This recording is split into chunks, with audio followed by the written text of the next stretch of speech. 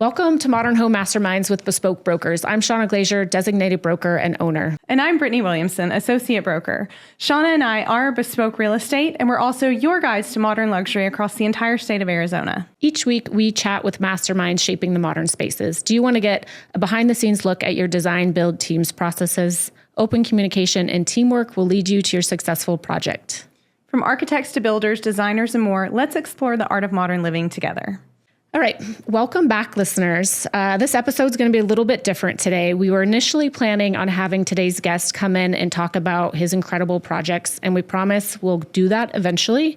But today we have a more pressing issue that we really want to discuss. Yes, today's guest, Erik Peterson, is the president of PHX Architecture, and he's licensed in many states other than Arizona, but the one that we are most interested in today is California. Well, in talking with you in our preparation for the podcast, we asked you about your expansion to California and how the wildfires are affecting your clients. Can you just tell us a little bit about what you're experiencing in California right now? Yeah, sure. Thanks.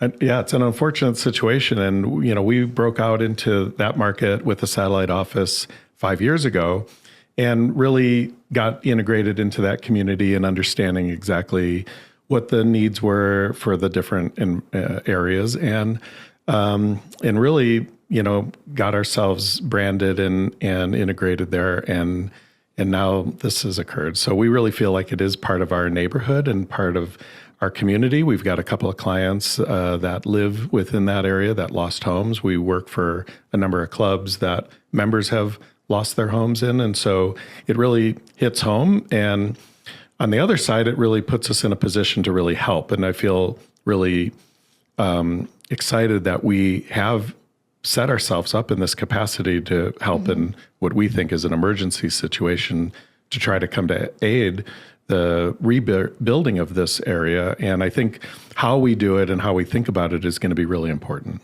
Yeah, I think just because we're recording today, right now, just so our listeners know, I think it's 12,000 structures that have been burned down. Yeah, somewhere in that neighborhood. And you think about it, I think maybe it's 10,000 homes alone.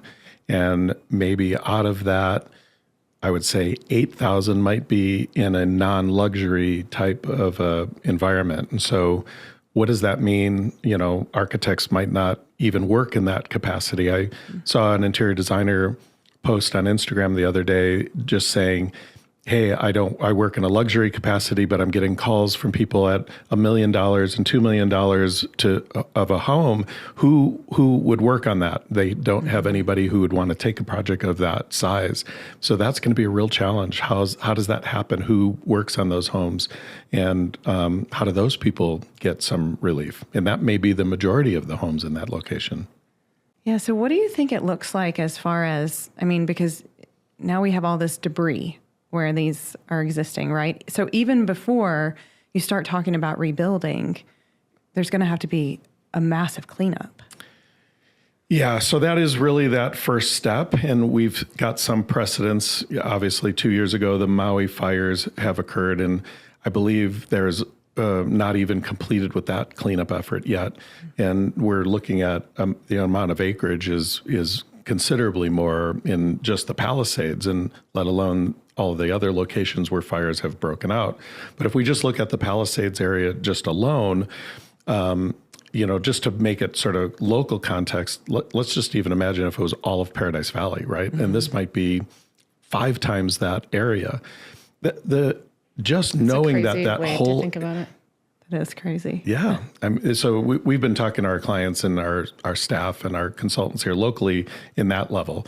Even to put it a different way, Desert Mountain is 3,000 homes, and this is 10,000 homes. So 3 times Desert Mountain. It's an unbelievable, just comprehend to that type of a rebuild. So you start with the cleanup efforts. Where does all of that trash go? Who comes in and does that? They were talking the other day about the potential waste hazards that are there. Right. Mm-hmm. People who had paint or toxic chemicals or even just ammunition, people with guns and their ammunition, even though it was stored, it's now been possibly, heated to a point where it could explode. They have to go in and look at that. So are they letting people back into their properties? They have not. I think they're allowing them just this over the past couple of days to actually go to the property and look at it, but you have to go escorted. They had started to do that, and then it got a little bit out of control. So then they held it way back. And of course, people got really upset. Like, they don't know what's going on with their lives. A lot of people didn't know whether it was their home was there or not there because it was so haphazard. Some of the neighborhoods, they did know that whole neighborhood was gone, but people had no clue. So, and you're probably hoping that you can still salvage something, some sort of memory. Yeah. And again, because it was so random, because how the fires sort of swirl, there could be one house that's completely untouched, and then everything on the entire neighborhood is gone. There's no utilities in some of these neighborhoods either. So even if your house was untouched and they said you could go back, you can't live there because there might not be water, sewer, electricity, gas lines have been damaged. Well, and I think they're talking about shutting the utilities down or the electricity down with the higher winds in these higher fires. Yes. Which just seems unbelievable that that's the solution to how to curb fires. And that's the one in Altadena where they're saying that one possibly was caused by the electric company, and they're mad because the electric company didn't turn off the power. But a lot of these people had like generators to take the water from their pools to fight the fires, and they thought they were protected, and now their electricity goes off, and so you can't use the water. So there's all these constant little, like, well, this was meant to protect us, but then it goes off and it doesn't allow you to be protected. So it's a really complex, difficult, layered situation. Yeah. The latest that I heard on the cleanup efforts was that FEMA would be involved, and what's currently unclear is FEMA coming in and clearing everybody's property, or are you responsible for it and they will reimburse you for it? That's currently, I think, being worked out. But if you could imagine if they didn't come in and totally clean it for everybody, and everybody was individually responsible for their own lots, then how does that get regulated? Because let's say you and your neighbors are responsible and get it done right away, but somebody else decides, I can't do this, and they don't do it for a year. Is that a demo permit to do something like that? Yeah, nobody even knows what that means yet. A whole other thing. Because obviously if you, there's no house left and it's just a pile of ashes, what are you demoing, right? And a lot of times, like after the Malibu fires, they told everybody, well, you have to be rebuilt on your existing foundation. Well, when they got back to it, some of the fires were so hot that the existing foundation was left unusable. Either the fire had burned it so hot that it was literally sort of turned it to dust, or the rebar that was inside of the concrete had all been ruined. So why would, just to keep the same footprint on each lot, was that the rule of keeping the foundation so people aren't expanding? Yeah, well, and it was like, well, you could just rebuild what was there. And that was their way of saying that they could expedite that. So they said, well, if you just rebuild what was there, then we're fine. You could just go ahead and do that. If you want to make any changes to it, you could do that within a 10% increase, both on height and on square footage. But who has the plans after you have an entire fire? So let's walk through this. So say you have a client in Malibu pre-fire who hires you, has the land to build. What does that permitting already look like? Because they're already backed up.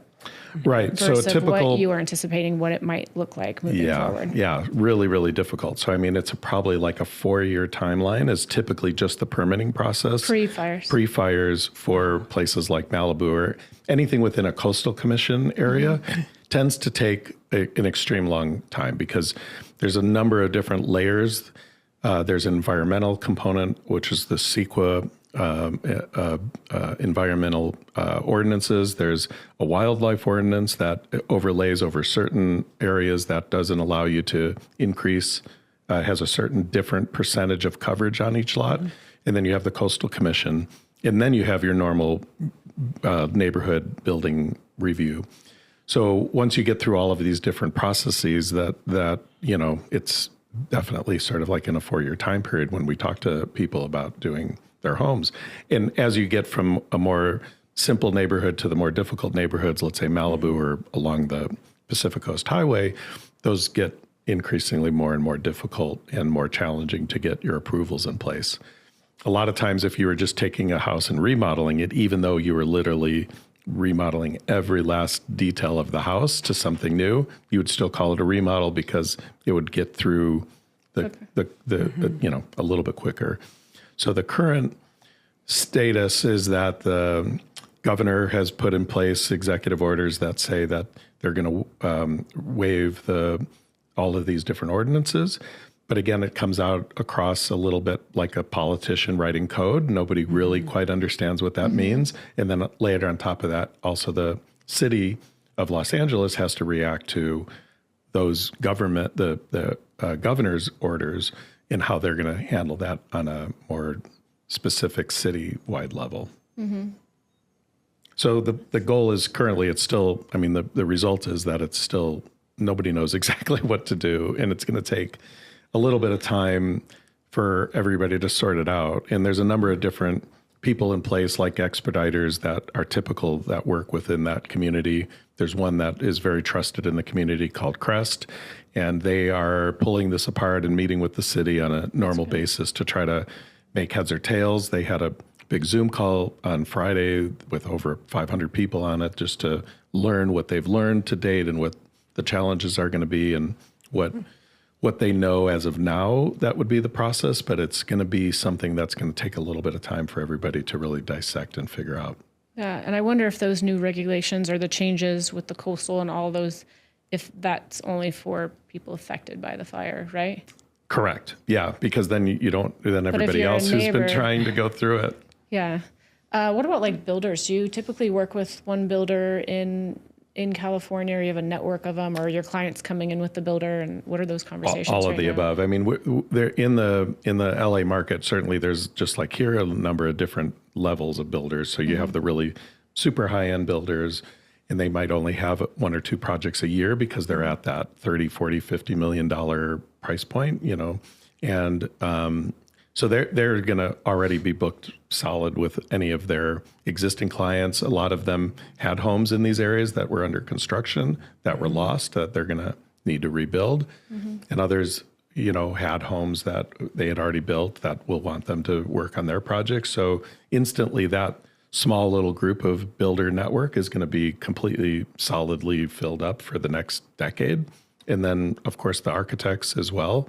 There's a small group of architects just like here that do the super high-end homes that are well-known, and they'll also get eaten up pretty quickly with sort of a timeline. Even like over the last weekend, we've had builders calling us, I've got 5 clients, I've got 6 clients, I've got 3 clients, The problem is going to be the labor. Not only the lack of labor, but the housing for labor. Right. Well, some of the builders lived in this area. This was more of that working group area. So you had people who lived there. There's interior designers that lived there. There's the tradesmen who lived there. So their lives are also turned upside down and completely affected. So, you may lose some of their input into the workforce during this time period as well.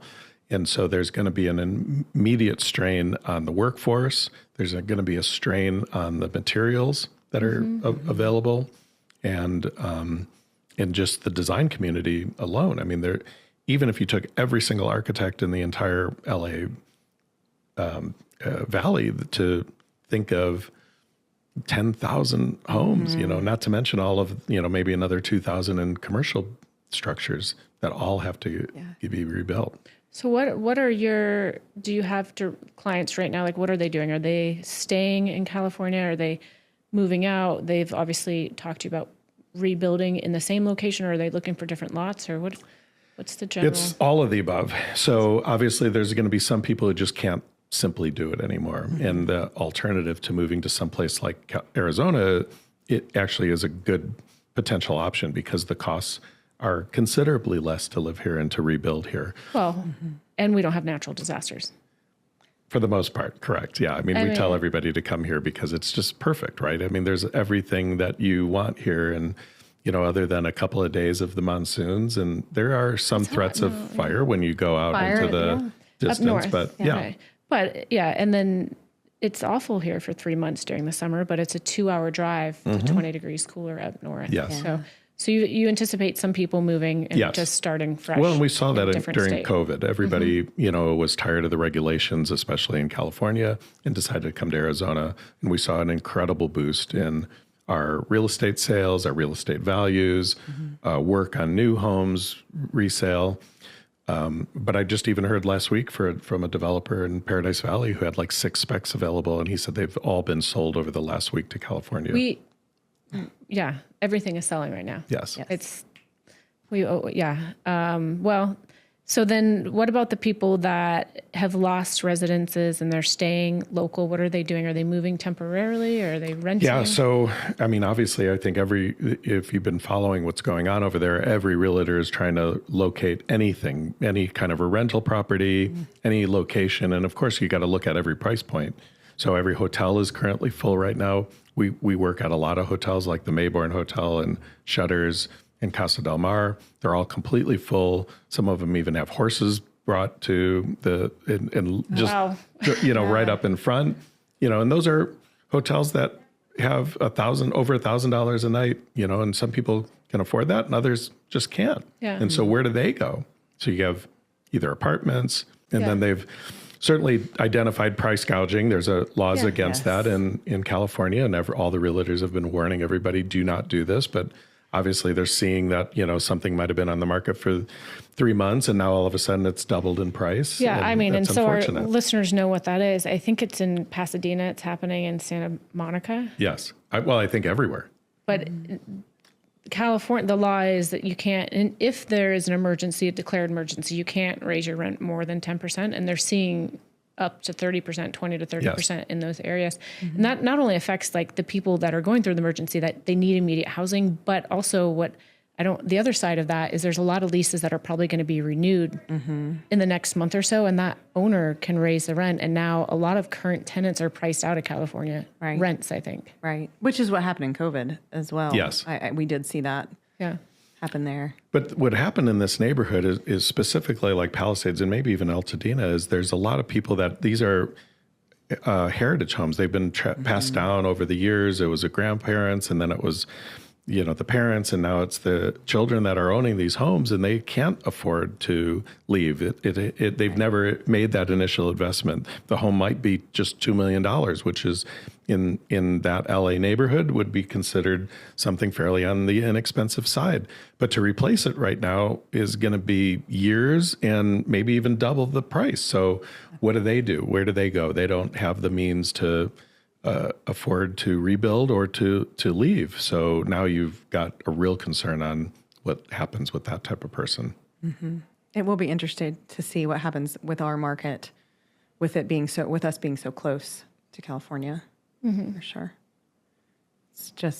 It's so sad. And there's already a labor shortage. Yes. So to add to that. And I think we just recovered from the materials shortage that occurred during COVID. Right. But we've not ever seen the pricing it's stabilized, but it has not gone down. Mm-hmm. So all those increases that occurred during that time period have leveled, but not decreased. And so this will then continually add to those values continuing to increase.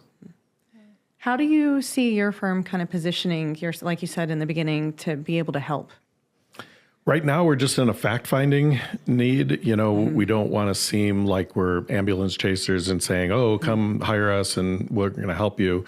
Nobody really knows what to do. So I think the entire design community has just said, we're here to help. Let anything that we can do to help the situation. A lot of the designers and architects have put together food drives and clothing drives and just said, listen, we're going to help sort this out. And we're going to help you with maybe an understanding of what the process might be. And then just sort of, and even to identify if we can't help them, if we're not the right fit for the architecture, who could we find that could do that? Right. And from our standpoint, like one of my biggest concerns is like that person I was just talking about, what is the right method for that? Mm-hmm. And I've started to think of potentially like, maybe is there a prefab component, where that, or something that's a factory built home that could be delivered to the site. If you go back to like the Sears Roebuck's, catalog homes or something. And, we've looked at that in a number of different ways. And I sit on the Frank Lloyd Wright Foundation board, and we have a partnership with a company that provides a house that's a smaller house, but it's a Frank Lloyd Wright Usonian house. And Frank Lloyd Wright did that back in the day as well. He came up with that Usonian house to create great design that is something that is affordable to the general public. And so is there a way that we could do something like that where it's simple, it's easy, it could be delivered directly to the site and erected, fairly simply? And is that one method that we could use? And have some architectural significance to it. Right. And, yeah. No, we really don't want this to be rebuilt it shouldn't just be rebuilt like in a ugly fashion, right? Exactly. And we should build it back in a better way so that it's less susceptible to the fires. Yes. But that's going to mean it's going to be more expensive. So like as a design community, how do we approach that? How do we look at that? Do we say overriding that we're going to put a new design constraint on this? Do we say that it's going to be built in a different way where everything is not built with wood framing construction, that we're going to do either metal stud or concrete block? Or steel. Right. Wright's was concrete block for the Usonian. All of these things impact what that neighborhood's going to look like and feel like, and how fast it might get rebuilt and where these materials come from. But is that the responsibility of the design community to do that on top of it? Like, is that the right thing to do? These are all these questions that I think have to be asked. Yeah. Well, thank you so much. We were on a call with you about something completely different, and we started talking about this, and we just thought it was really relevant for people to know kind of your perspective. Agree. We're thinking about California. I know they have some strong winds right now, and it's not over for them, but and looking forward to connecting with you next time to hear the updates and maybe what's going on and what's progressed. Yeah, would love that. I can't wait. Awesome. Thank you so much for coming on and sharing your insights, because this is such an important topic. We are going to list your contact information in our show notes, but if you wouldn't mind just telling our listeners where they could find you. The easiest is our website, phxarch.com. That's very easy. All right. Well, if you've liked today's episode or you've learned something, please like, rate, or subscribe. Thanks to our guest for sharing his insights, and thank you for learning about everything modern with us. And until next time, keep living, loving everything modern.